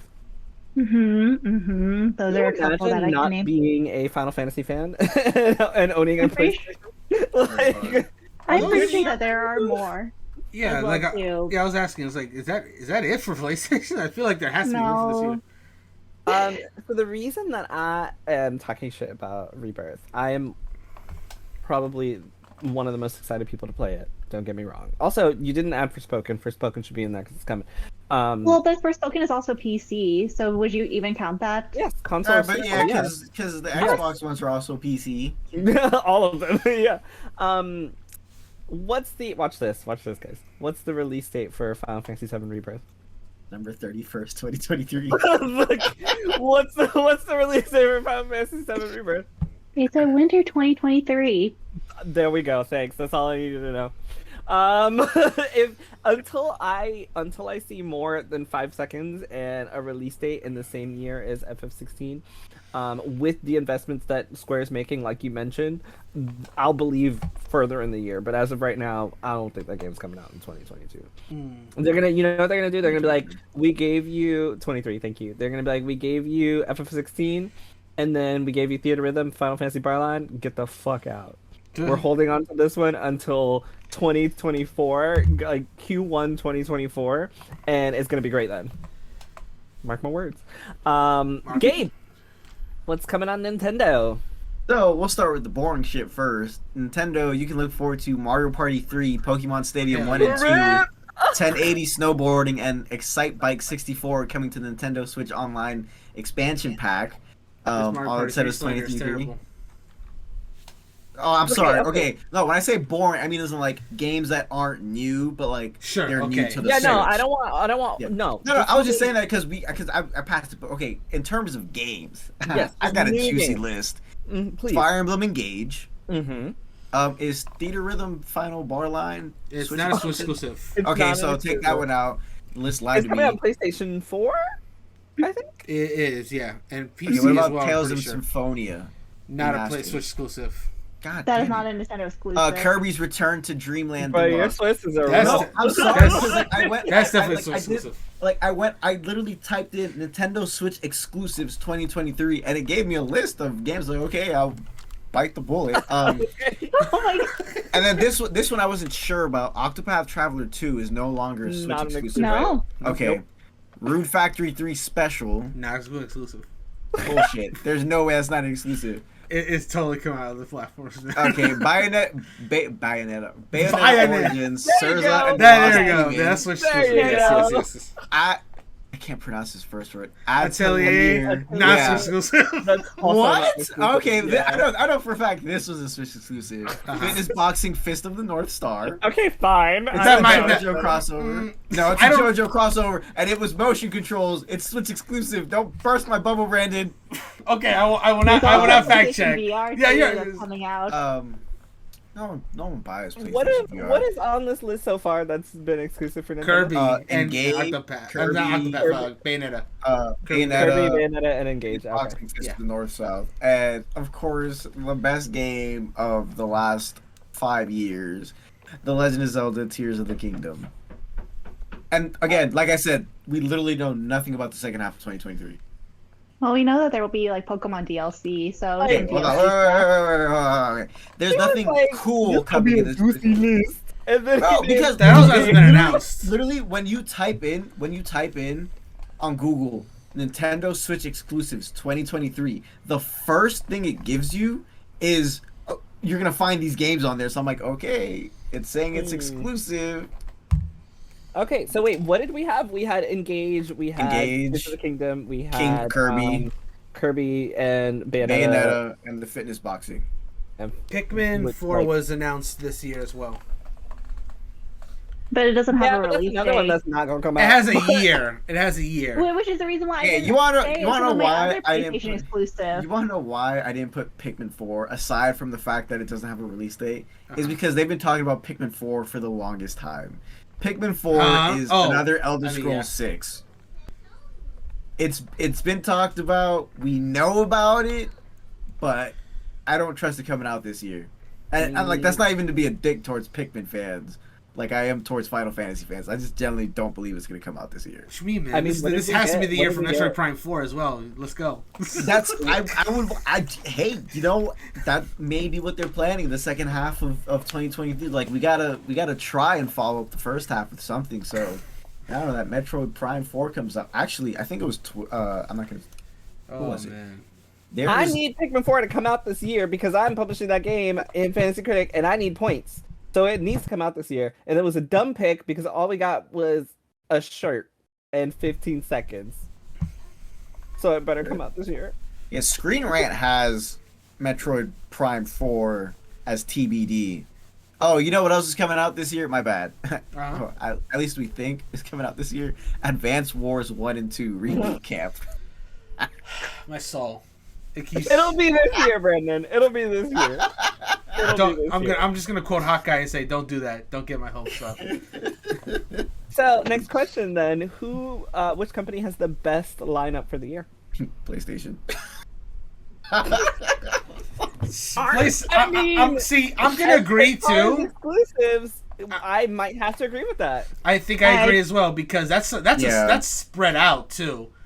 It's spread out, and also I just generally feel like, again, like a lot of the, not a lot, but some of the Nintendo games are like very already like set fan base geared. Like Tears of the Kingdom, you're not gonna get a whole bunch of new Zelda players to it. But for Final Fantasy is one of those games, one of those series that you can jump into one of the games without having played previous ones. And also Kirby is just a remake, so that doesn't count. But Kirby is cute and adorable. fun about And he Kirby. says Poyo. Oh my god! Damn Kirby. That was easy. I thought that was gonna be like more discussion on who's gonna win. I just like PlayStation. I know who has the best game. Yes. Nintendo, but who has the best exclusive lineup is PlayStation. Right. That's I think mostly because it wild. didn't get out. And also, I mean, they did announce some, but with no release date.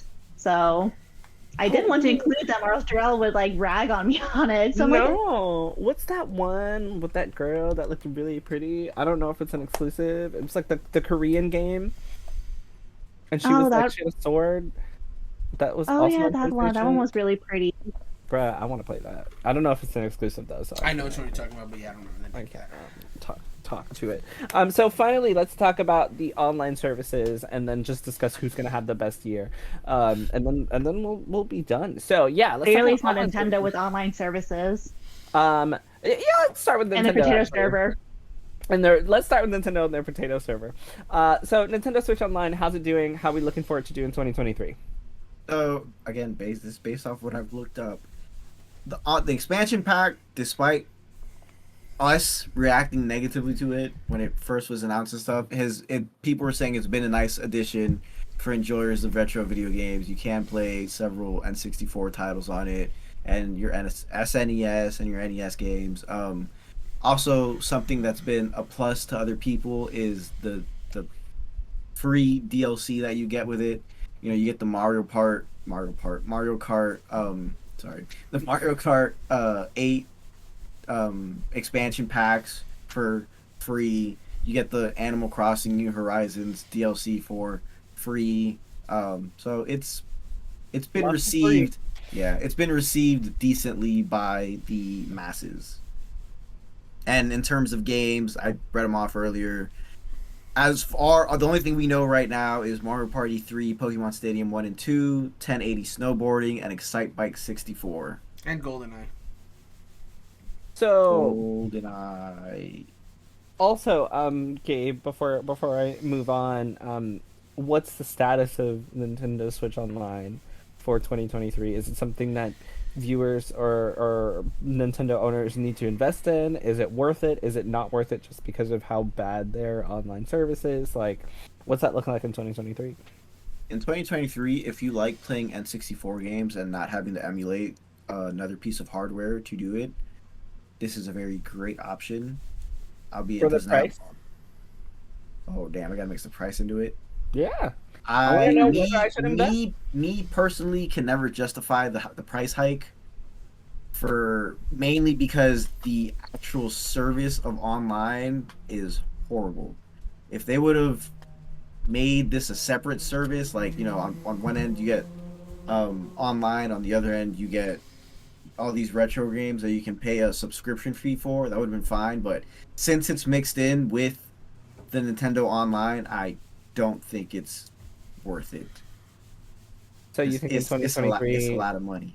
Nintendo Switch Online is still not going to be worth the price? Yeah, if you don't have it, if you already did an upgrade, and you're just getting a Switch or something, I think with a regular online, was it $10 a month for individuals? Or is it $20 a year? My bad, $20 a year, individual. Yeah, but don't it to me. Is that how much it is? For the individual, I think it's 20. Didn't they increase the price? For Or the is that the expansion increased pack? price? The expansion pack has an increased price, Huh. but the regular one, as far as I know, is the same as it's been. Yeah, it's simply just because its online connectivity is no bueno. Like, it doesn't matter if you're using an Ethernet or you're right next to the router, you're gonna have a problem with the online at some point. Y'all heard it here first. Don't get Nintendo Switch Online in 2023, according to Gabe. Not the Kristie. expansion pack. Hmm. Not the What expansion was pack. Gabe going to say something else? No, he was just saying not the expansion pack. I misquoted him. Apologies. So Kristie, what's PlayStation Plus looking like in 2023? Is it worth I the mean, price? For me personally, I don't think it's worth the price for the very highest tier, just because, you know, the game offering included for the PS3 are games that I enjoy. However, if they are games that you enjoy, it is an option to look into. However, I would like to see them increase the game offerings for the PS3. Do you think base PlayStation Online is worth the price? What is it, like 70? They increased to like $70 a year or Mhm. 60? I don't know how much it is. I don't know money costs of things. I don't pay for anything, so I have no idea. Brandon, why'd you make that face? You're just like, I don't pay for anything. Oh, interesting. Oh no, like I Oh, don't have interesting. it. I I'm don't just pay going for it to 'cause I just don't have pay. it. Just call this number real quick. No, I don't pay for it because I don't have it. Like I don't own. Oh yes, I do. Well, I don't know how You much it is do. because they're just taking it from me. So like, yeah. I mean, Sorry. it's great if you play with your friends, and also for the cloud save for the base. I haven't had any issues, to be honest. And also, you do get some of the free game offerings. I think it's more limited though. I think it's like 4 games every month now. Hmm. Yeah, but I mean, even then, the games that you do would get for free through PlayStation Plus, I want to say that you can retain them. Let me double check. And oh, you mean like after you get rid of the service? Hmm. Oh, I have no idea. Hmm. Wait, But what I again? do know is cloud services are the best thing ever on PlayStation, and they're also limited because you have a limited amount of space. So I don't think you can just use all the cloud storage space in the world. You cannot. So let's talk about Game Pass. This thing that's still not making enough money. Well, Game Pass, I maintain, is like the best deal in gaming. Obviously, it is not profitable for Xbox right now, but that just means that for the consumer, it's really good because like I will say like base Xbox Live at this point. I mean, if you're really only just playing it to like play some multiplayer games with the homies, I mean that's whatever. But I think most people that have the Xbox will want to go up to the Game Pass tier because it's just a really good value to try out a whole bunch of games, whether you're really interested or not. To like just give them a try. You got some indies people telling me, oh, you know what, just pop it in real quick. You got this big expensive game you don't want to spend $70 on, but you want to play it, see if you like it. You can do that. And so I think Game Pass going forward is still going to be a really good proposition for consumers, for them to keep playing the games at the best quality they can and as many as that they want. The only downside is something that you've brought up many times, Jerel, is the fact that sometimes those games get removed from Game Pass and they could be while you're playing through that. That's definitely a negative. But I think on the whole, for those who are checking out the games as they're coming to Game Pass and playing them, I think they'll be pleased with it going forward. Microsoft is going to have to figure out a way to make that profitable for them, but for the consumers are going to continue to eat, I think. I'm pretty sure they said they're increasing the price of Game Pass. No, there is that, and we're going to see if that gives them an actual profit for them. I on the whole, people don't see the people who have Game Pass don't seem to be too bothered by the price increase because I think they realize that the price, the value proposition is so high to the point where they're just like, all right, whatever, an extra $1 a month, that's fine. They also some of the Xbox exclusives? Correct me if I'm wrong, but for some of the Xbox exclusives, don't they also release on Game Pass on launch day as well too? They very much do, and that's one thing that they definitely have over Sony with their subscription services because their first-party games do not go onto those higher tiers at the beginning. They eventually do. But it's like at minimum 6 months after the game has come out. So you weren't like the earliest you could think of playing God of War Ragnarok on that server would be like June of this year, and as much as that game has sold, Sony is probably just not that eager to put that on a service that you can get for free. They'll probably just want to keep getting money for it, even if it's on sale. But that's something that Microsoft doesn't suffer. They just will put all their new games, third-party games, what have you, day one on Game Pass, which is the reason why it's such a value for consumers that have Game Pass. Like, if you're at all curious about the new hotness that everyone's talking about, you can check it out and see if it's for you. And if you like it, yeah. Do you remember when we had that conversation about how much money they get, like the studios get paid to put their games on Game Pass?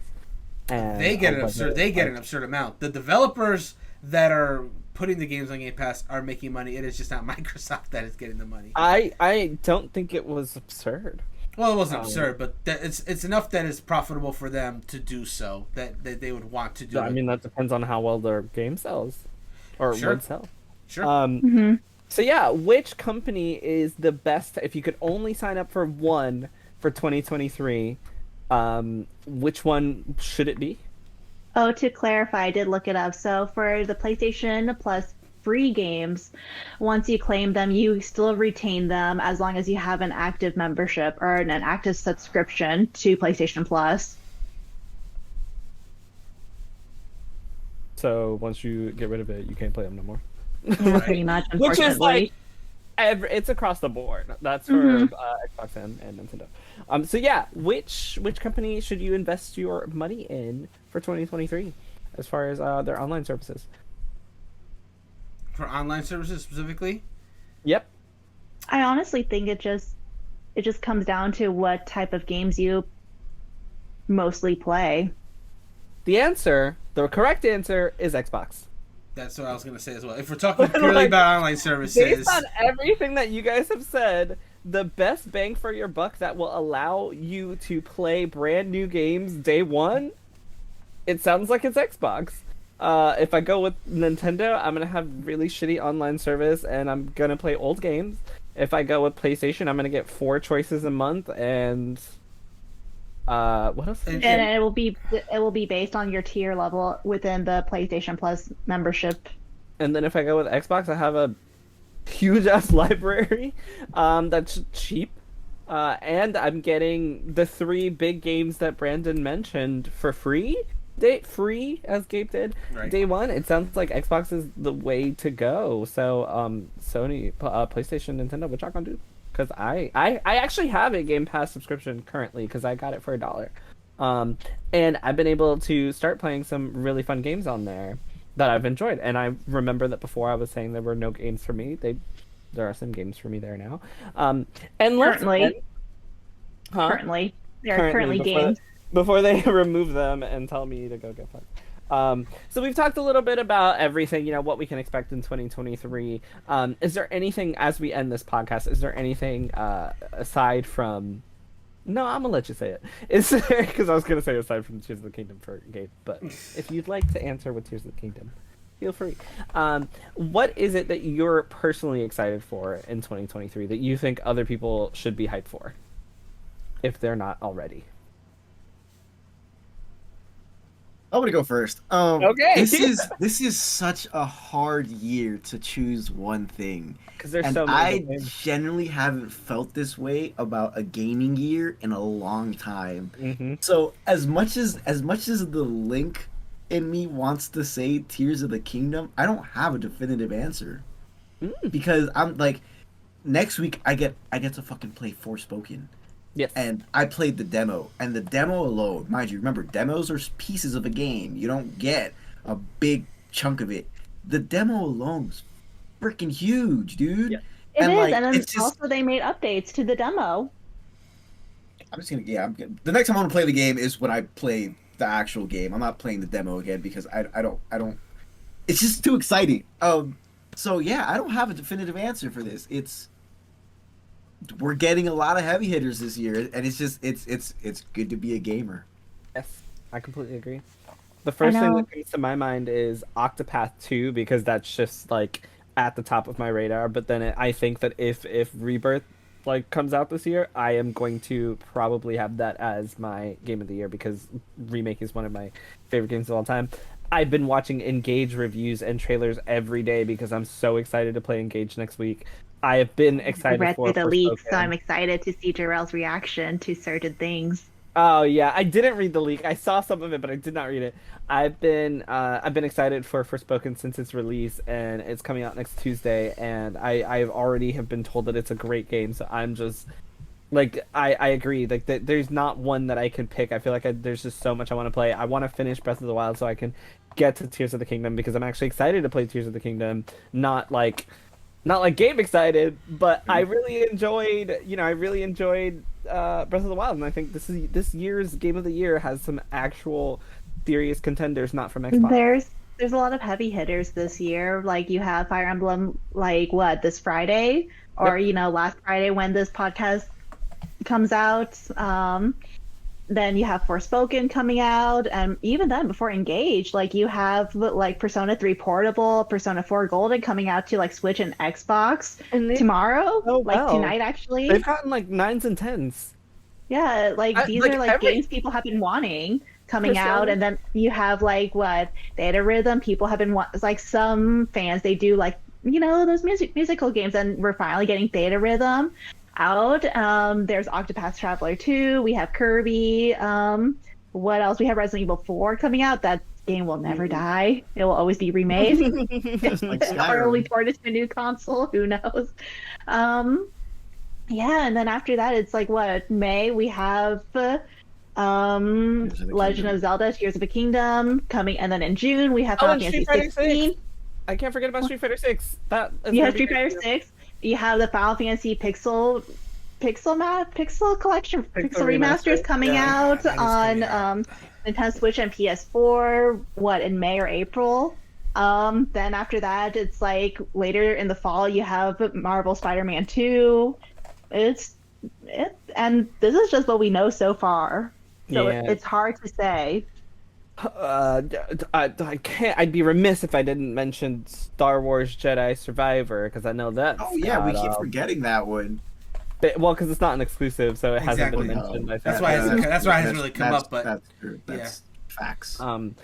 Yeah. So I'm sorry, Kristie. Did you pick your favorite game in all of those? There's or no? there's Okay. really like it's hard to pick because I mean, once you branch out, it's like, wow, this game is really fun and whatnot. So it's like there's a lot of contenders for my favorite game for this year, but until it's released and I see it, then it's like it's all up in the air. It's just you can't really pick.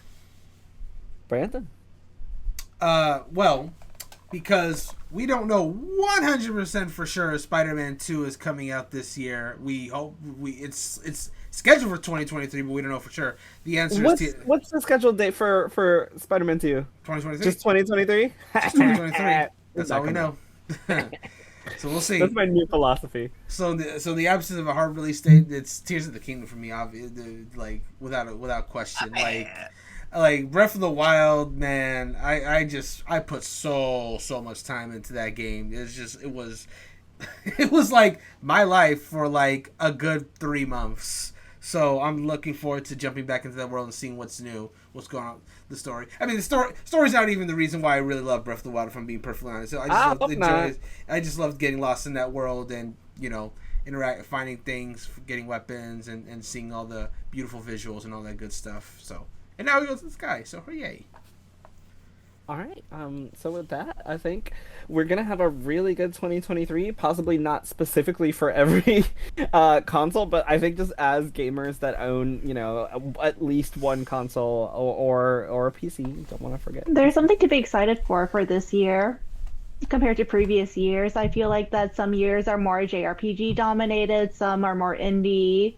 But yeah, this year there's like a little bit for somebody. There were so many tactical games released last year. It was crazy.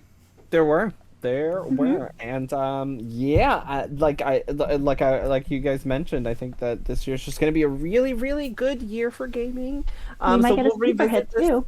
We'll revisit this conversation about 6 months from now, and see how the consoles are doing.